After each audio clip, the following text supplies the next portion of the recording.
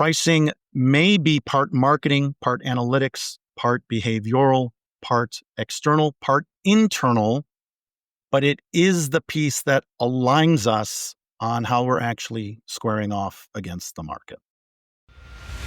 Coffee's for closers only. So we've established my proposal is sound in principle. Now we're just haggling over price. Let's see how much we're going for on eBay. Man, it's the same as Dunkin' Donuts. Costs 15 times the price. Today's podcast is sponsored by Jennings Executive Search. I had a great conversation with John Jennings about the skills needed in different pricing roles. He and I think a lot alike. If you're looking for a new pricing role, or if you're trying to hire just the right pricing person, I strongly suggest you reach out to Jennings Executive Search. They specialize in placing pricing people.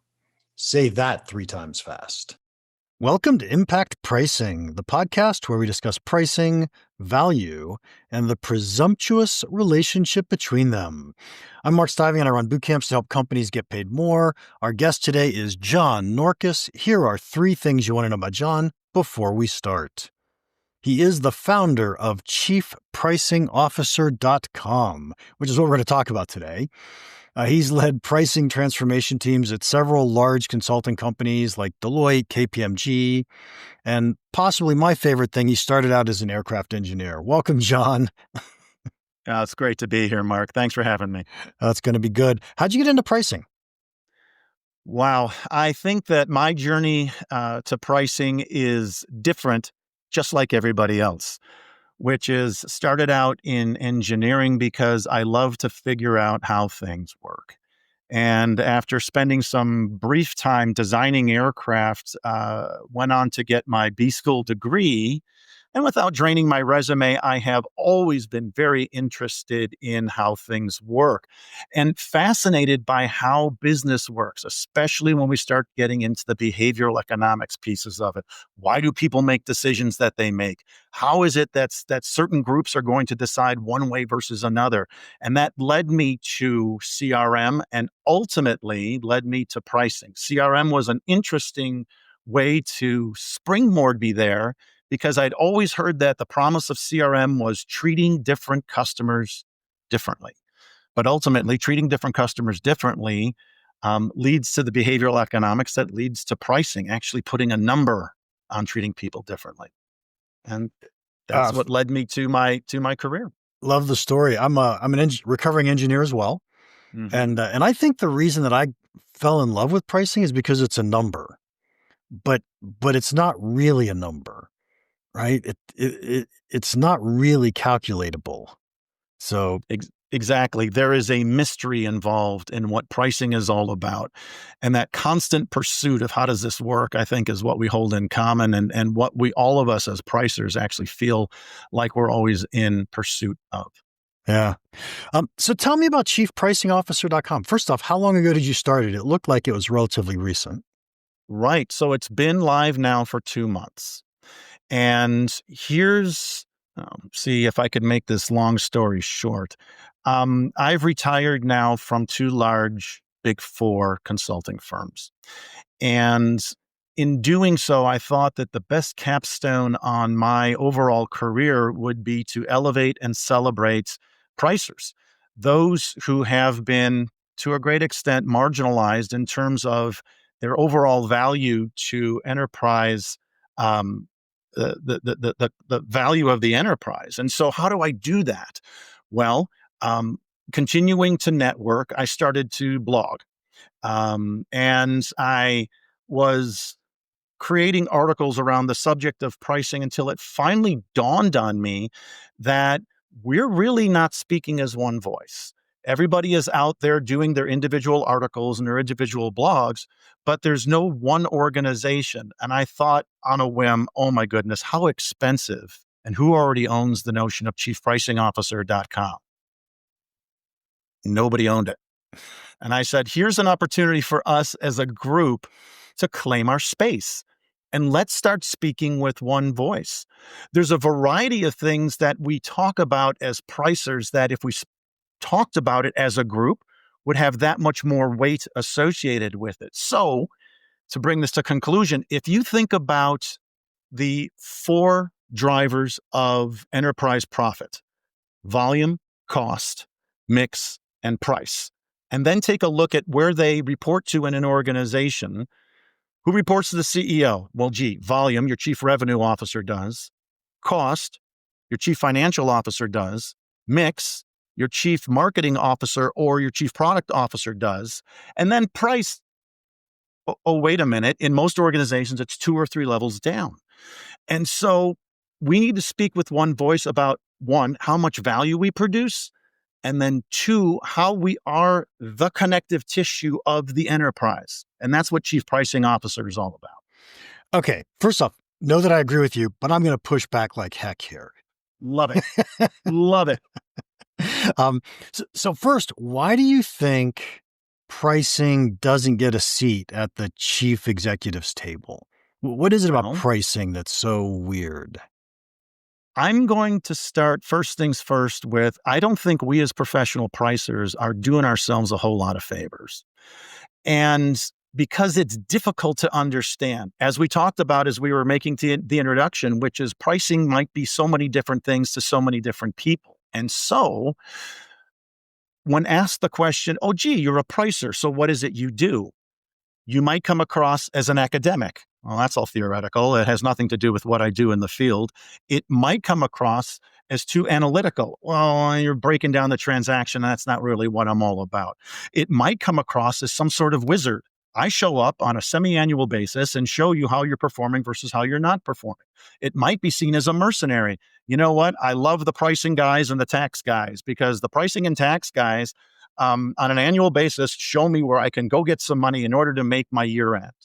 Or it might come across as someone who is trying to make this large fundamental transformation that the organization really isn't too comfortable in doing. Oh, here comes the change agent. And therefore, we already have the barriers being placed up in front of it. And so we as pricers have an opportunity to talk about the ongoing value that we produce and then be very specific about that as the connective tissue in the organization. And I've been looking for the best metaphor in order to portray that. And that's where I'm struggling and quite frankly, what I see myself doing in the near term. Okay, I've got 2 other possible reasons why pricing is not well respected or lifted up. First one is, I think people look at pricing as a number. Mm-hmm. And it isn't, right? It's so much more than a number. And so the question is, how do we get that message across that says, look, it's really packaging. It's really understanding how do customers perceive the value of our products. It goes into market segmentation. There's tons of things that are super relevant to what we do. But if you see it as a number, it's like, who cares? It's not that important. And then here's the second one that I think is even bigger. And that is, everybody in the company cares about pricing. And so you don't get a big seat at the table because they want their control over pricing, right? Sales wants control, marketing wants control, production wants control, finance wants control. Everybody wants to control pricing. What do you think? I agree with both. It's easy to dismiss pricing or marginalize pricing when you're only looking at a number and thinking about it in terms of a transaction. And it's also very easy to, where everyone's a critic and no one's a chef, right? Make my food better. Go. That's a tough one to get a hold of. And therefore, those of us who have been successful in pricing are those who understand the relationships first. When we talk about the perplexing nature of pricing, I find that it has to, if there are good relationships among the corner offices, and if there's a CEO who actually believes that that's the way it's going to work, they are outperforming their competition significantly. And that's where some of the research that I'm starting to do is going, which has to do with the mindset in the corner offices and the outperformance as a result. Yeah. So how do you view chief pricing officer as different from PPS? Chiefpricingofficer.com. And if PPS, you mean Professional Pricing Society. Yeah, sorry. Mm-hmm. First things first, Professional Pricing Society is extraordinary in their ability to pull pricers together to have conversations about the nuts and bolts of what pricing is. ChiefPricingOfficer.com is there for those who have all of the experience, the scars on their back. They've spent at least 2 decades doing this. They have worked in an executive suite and understand the dynamics of managing an executive suite. And so it is a group that is focused on advancing enterprise value, and it's a group who have an executive presence that can do so. So did that help? It did. Actually, it helped a lot. But as you talk through that, I find it so much easier to deal with pricing at small and mid-sized companies than I do at enterprise level companies. Right. And it might have to do with exactly what you're talking about. It is. When you have entree to a CEO and a small group of senior leadership, it's easier to have a conversation among 4 or 5 who are, for lack of a better term, hungry in order to get to their growth and align on that one than it is to work in large corporations who hit you with the sound bites. Well, we're going to price for growth. Really? Growth of what? Growth of profit?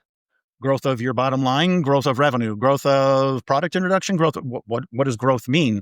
And it tends to get lost. While at the same time, we find very many pockets of pricing without anything that's being done in a more formal way in the larger companies versus those that are mid-size. And by mid-size, I think we're saying 250 million to about 10 billion, which can actually then focus on making pricing an important and integral part of their model. Yeah. So at what point in time do you think a company needs a chief pricing officer? What revenue level? While certainly pricing should always be part of the conversation, what I'm finding and what I'm seeing is there's these introduction of partial or fractional, if you will. I don't want to use the word fractional because it looks too much like an analytics, like a box checker, but partial or fractional chief pricing officers that are able to visit. And so when we start getting into something that can be defined as not the CFO's challenge and not the CMO's challenge, it's too much for them to do. On a case-by-case basis, that can be determined whether or not you need the care and feeding associated with the chief pricing officer, whether or not it needs to come in a more fractional sense. But quite frankly, when the CEO says, everybody's paying attention to this, therefore nobody's paying attention to this, and I'm going to put somebody into my quarterly meetings and meet with them on a weekly basis, is the moment that you need a chief pricing officer. You don't have to call, by the way, you don't have to call them that. And that's the funny thing about ChiefPricingOfficer.com.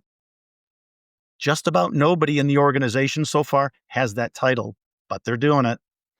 Yeah, that's because if you use CPO, everybody knows that's Chief Product Officer. Correct. Or Chief Procurement Officer. I've run off of CPOs where they're like, it's all about procurement. It's like, no, well, the Chief Procurement Officer actually is 15 years ahead of where Chief Pricing Officer is trying to be now. Yeah, exactly. Yep. So let's talk about inside out versus outside in for just a second. And so when I look across companies, what I almost always see is everybody's focused inside out. And I mean everybody, including marketing. Mm-hmm. And yet pricing is like, hey, I've got to know how much this buyer is willing to pay. So we're looking outside, and it may be the only group that looks outside in, even though marketing should be, product development should be, everybody should be, but we may be the only group that really is. Go ahead. I agree with that, with a caveat. And here's the caveat. Many organizations call me in and say, take a look at my pricing because for the first time, I want to start collecting competitive intelligence. And if that's what you're looking to do, then please don't call upon a professional pricer in order to do that. There are many bureaus out there that'll go ahead and try to do the screen scraping or the collection agencies associated, or the data collection agencies associated with competitive intelligence. And to a certain extent, please also don't think that that house is somehow going to give you grand information on your pricing, especially in a B2B environment. There is an inside out necessity when you're doing pricing work, because you need to understand the behaviors associated with your selling motions right now. And make no mistake, selling motions have a lot to do with how you're able to affect price within the marketplace. But to align with you on that, on your question and the assertion that yes, we're the first organization that is asking the question about clients' willingness to pay. And probably in many cases, asking the first question about, well, given that, why don't we start segmenting? Why don't we start focusing on those that are your best customers, so that we're stopping this wasting of time and wasting of a lot of money on those that you think every transaction is a good transaction, every dollar is a good dollar. It's a difficult conversation to get into because, to your earlier point, you're starting to then pick at those who think that they own pricing like the field. Yeah. Yeah. So what's the difference? It's in the conversation we've had so far, it feels to me like the huge difference between someone at a large enterprise company and someone, I'm going to say the words doing pricing, which you may not approve of, is hugely different, because a chief pricing officer feels to me like their job is managing all the other executives. Whereas in pricing roles, our job is to go out and listen to the market and understand customers' willingness to pay and actually teach salespeople how to sell value. And I mean, there's a lot of things that we do as pricing people that I don't see chief pricing officers would actually do.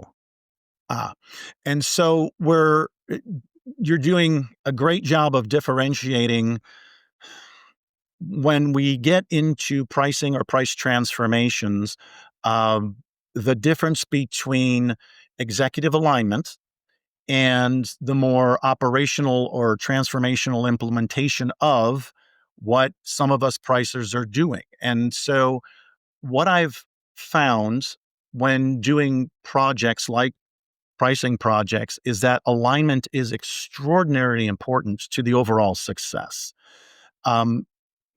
When we take a look at what typically drowns a project like a pricing transformation project, it's not necessarily that the analytics aren't good. They're great. It's not necessarily that we don't understand the kind of sales motions that have to change. It has to do with the senior alignment. And what I've come to find is that if the pricing transformation or the pricing program isn't number one on the CEO's list of 1, 2, or 3 most important thing they can do this year, and then number 2, if it somehow then gets marginalized if a crisis comes up, then quite frankly, it's not as important and it doesn't have the kind of alignment that you thought it did. And therefore, in its inception, maybe this wasn't the best project because it's not going to lead you to good things. And so that's where I see most of these projects falling down. It has to do with their senior alignment. So if your assertion is a chief pricing officer is somebody that's actually the connective tissue among senior people, the answer is yes. And in order to be successful, all of the pieces that go underneath that, up to and including actually teaching the sales organization new sales motions, are the activities necessary for the overall execution of the program. Yeah. So as you were talking, what jumped into my head is I could imagine trying to go to a CEO and make pricing one of the top 3 projects, right? Mm-hmm. Or the top 3 initiatives. Mm-hmm. But what does that mean? Right? That's like the hardest question to answer. How do you go to a CEO and say pricing's got to be one of the top 3 initiatives we do this year? Well, I don't mean the following to sound like a cop-out, but what I have found, if you take a look at the technology adoption curve and, the Simon Sinek, and he talks about getting people on board, what I have found is organizations who get it are the ones that we should be engaging with. And in all vulnerability right now, I've been drawn into a variety of corporations where they say, you know what, your first job is to go convince the senior people that this is the right thing to do. And I have found that actually in many cases and in most cases, it's not the thing to do because they already have their top three. And change comes from within. And if somebody believes that this is the right thing to do and they just need somebody to help them do it and somebody who has done it before, that's where people like you and I actually succeed is in most cases. Well, you see the breakdown of the technology adoption, right? The top 1 or 2% already think it's the right idea and are already doing it. The next 16 to 18% are those who are excited about the idea and want to know that somebody else has done it and is looking to then, what are the applications? How do I get started? And then you're going to find your mainstream. And your mainstream is that 70% that says, you know, before I start, before I think this is the right idea, I need to know that you've done it in my industry before. I need to know that it's been done 2 or 3 times. I need to know that your team are the ones who have done it. And quite frankly, I need something else that's going to be this X factor because I don't think I'm going to move until I see the rest of the market moving in that direction too. And so my assertion on all this is that pricing is at the moment of jumping over the chasm, right? That the great chasm between that first 20% and the remaining 70 to 90, 80% that say this is the right thing to do. And I'm going to be the reluctantly compliant to what my chief executive has told me I'm going to be going to do. Yeah, I'm not sure I agree with that. Not that I disagree, but I'm not sure I agree with it. In the following sense, because pricing, it seems like a common theme of what we talked about today is this word pricing is ambiguous and no one really knows what it means, and we have to try to explain it. And so because of that, it seems really hard to get executives to say, hey, we're going to go do pricing. But when I think of what pricing is, and let me think of it as understanding how is it the customers perceive value. So we can get the value of what it is that we're delivering. So you could argue that's a marketing problem, right? So we're going to go focus on that in marketing. Or you could argue that's a sales problem. We're going to go focus on that and how do we sell the value? Or you could argue that's a product development problem where we haven't built the products that capture the right value from our customers. And so it's, once again, I think we're buried in these other departments where they don't think the way we think and they should. Let me try another one, which is, right, so you asked the question, how do you convince somebody that it's the most important thing they can be doing? And one way of doing that is by demonstrating the enterprise value. There are plenty of case studies and plenty of enterprise value analyses that can be performed that says you can drop 2 to 7% to your bottom line within 12 to 18 months if you are able to take on a project like this. And if there is a CFO, CEO combination that says, you know what, this is about producing value, we can do that as pricers if they believe that that is the number that they are chasing. And so it's interesting in how very specific we can be when putting together a program like this. And so what I need is a CEO or CEO CFO combination that says, this is what I think we're going to be doing because we're going to be producing the value. And you know what? Those of us who have done it before, I'm willing to bet part of my fees on that outcome. Because when we do some of these things, there are so many hygienic things that we can do to put stuff on the bottom line, simple discipline things that we're going to go make the money back for the corporation. But that begs the next question. Well, then why aren't they doing it? And it's because, yes, it's buried 2 or 3 layers down within the organization, and they have to come in and make some of those activities and some of those motions change. But again, we've done this before and we're willing to do it. So how do we remove the ambiguity? Make it into an enterprise value number and then chase that number together. Yeah. Nice. Um, so you brought up CFOs several times today. I Mhm. always, in my mind, imagine that CFOs have the authority or ability to say, look, let's pursue more margin. Let's drive this. But I Mhm. never get the feeling that they have the insight that it's around the value side. It's not around the cost side. Is that wrong or That's absolutely right. And the CFO talk about some of the marketing that I and my friends are doing. The marketing is done around what we're calling the activist CFO. Okay. Say that more clearly. The activist CFO. Well, who is an activist CFO? Go back to the technology adoption curve, which is it's that 16 to 18% that said, boy, if I could just get a CMO who believes that they know how to differentiate within the marketplace, I can go make that money. And then I need somebody who's actually going to be the connective tissue to be able to weave it all together into a fabric that is again, not mercenary, but sustainable in producing enterprise value. That's the CFO that I'm looking for. So there are a number of CFOs out there that realize that their role is not just the numbers and not just the cost side of it, but are seeking ways of improving enterprise value. And those are the ones that are reaching out, well, at least being responsive to my phone calls to say, well, that's something a little bit interesting in terms of putting value together that doesn't come from the cost. nice? John, we're almost out of time, but I've got a whole new topic I want to bring up to you just because I always ask this nowadays. Sure. How is AI impacting your world, our world, pricing world? Um, boy, I'm going to sound like a Luddite in my response. It's okay. We're old, you know? Um, AI has been extraordinary in doing research and bringing to the surface things that have been said in the past. When making change in pricing, uh, the analytics, it still hasn't caught up with yet. Um, and it might as it continues to improve.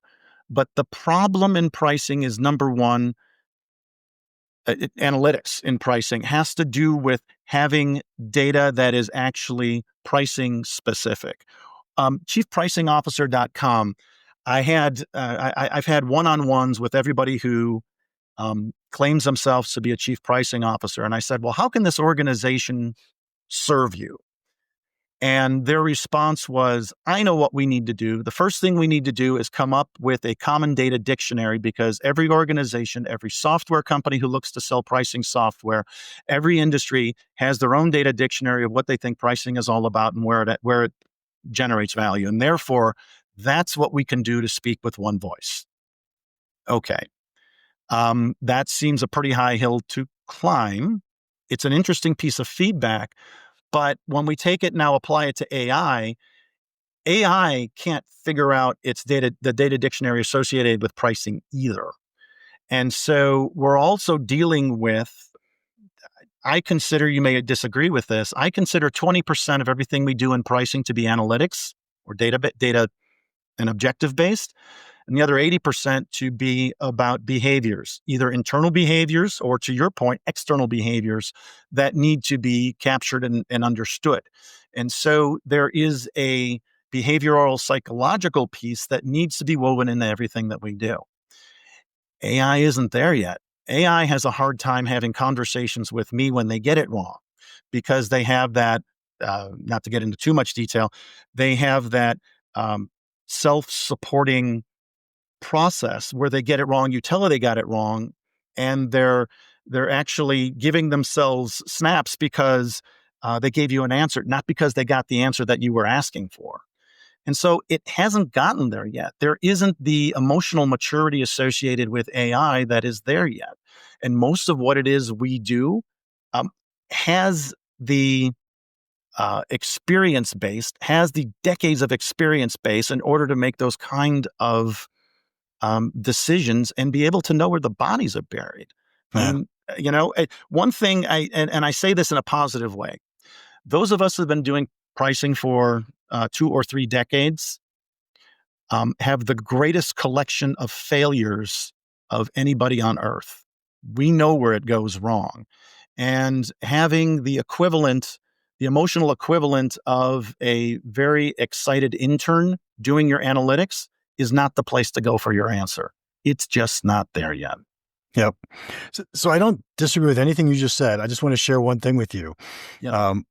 I use it because nobody ever agrees on what the word value means. Nobody agrees on what value-based pricing means. There's so many different things going on. I've decided that I'm coining my own thing. It's called context-driven pricing. But what's so fascinating about it is I can now use AI to think about, at least brainstorm with me, what are the contexts of this purchase from this market segment? And these are things that, when I talk to clients, they'd never thought of this before, right? And so these are contexts where different customers have a different willingness to pay. Now, can we make sense of that in the world of pricing, right? Do we want to price differently if you're in a good mood or a bad mood, or right, whatever it happens to be? And so I find that AI is hugely valuable for the brainstorming like that.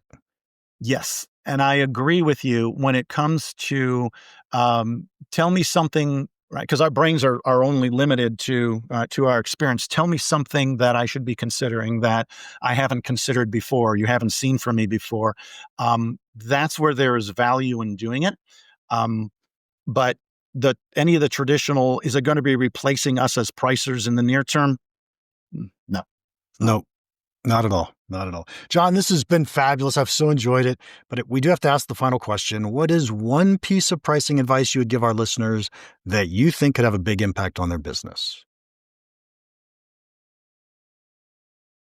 The one piece of advice is understand that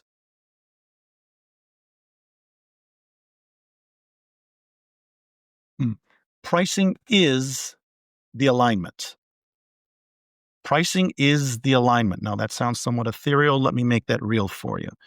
Pricing may be part marketing, part analytics, part behavioral, part external, part internal, but it is the piece that aligns us on how we're actually squaring off against the market. Yeah, it's certainly the thing at the end that says, how well did we do? Right? Yes. Well, and the pieces that are underneath it, before we make an offer, it is the alignment on, is this right? Are these all the components that are going to be the input to this price? Yes. And what I find, and maybe this is the advice, is it has everything to do with whether or not you have a discipline around pricing so that you can come back later and say, and is that the way it worked out? In most organizations, the answer to that question is no. Do I have the discipline? I don't. And therefore, pricing after the fact turns into a lot of guesswork. Yeah, nice. John, thank you so much for your time today. If anybody wants to contact you, how can they do that? Well, certainly through LinkedIn, or if you want to reach out to me, I am John at chiefpricingofficer.com. All one word, chiefpricingofficer.com. John at chiefpricingofficer.com. Perfect. And to our listeners, if you have any questions or comments about the podcast, or if your company wants to get paid more for the value you deliver, email me, mark@impactpricing.com. Now, go make an impact. Thanks again to Jennings Executive Search for sponsoring our podcast.